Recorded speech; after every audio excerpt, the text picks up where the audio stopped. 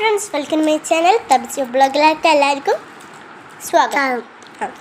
അപ്പം ഇന്ന് രാത്രിയാണ് ഞങ്ങൾ വൈകുന്നേരം നന്ദുവേട്ടൻ്റെ നന്ദു ബ്ലോഗറിൻ്റെ വീഡിയോ കാണുമ്പോഴാണ് അറിഞ്ഞത് ടുഡേ ഈസ് മദേഴ്സ് ഡേ.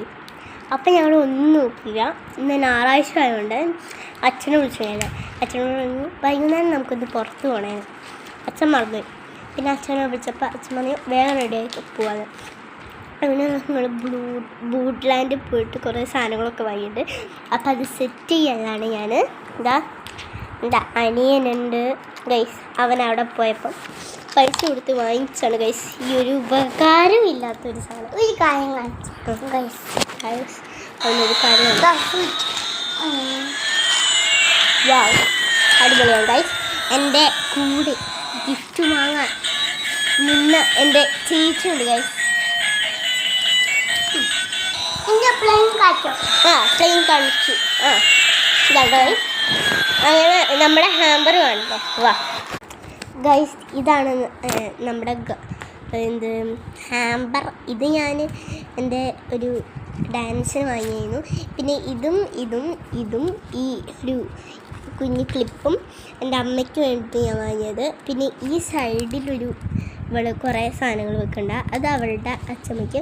അപ്പം ഞങ്ങളിങ്ങനെ കൊടുക്കാനാണ് വിചാരിച്ചത്. അപ്പം എന്താ പൊട്ടും പിന്നെ ഒരിതും പിന്നെ എന്താ അടിയുള്ള ക്രാബ്. ഒരു ക്രാബ് ഐലൈനറോ ക്യൂട്ടസ്. ഞാൻ ക്യൂട്ടസിന് പകരം ഗൈസ് ഇതാണ് വാങ്ങിയത്, ഇയറിങ്. ഇത് മൂന്നും.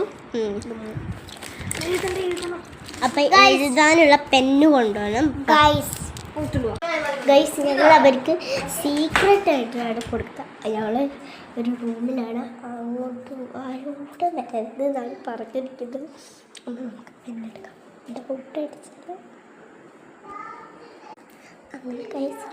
ഒരു ഡൗട്ട് വന്നില്ലേ, പെണ്ണ് എടുത്തിട്ടുണ്ട്. ബ്ലൂയിങ് ആണ്. അടച്ചിട്ട് പറയാം. പെണ്ണ് കിട്ടി. നമുക്ക് ഹാമ്പറിൽ ചെയ്താൽ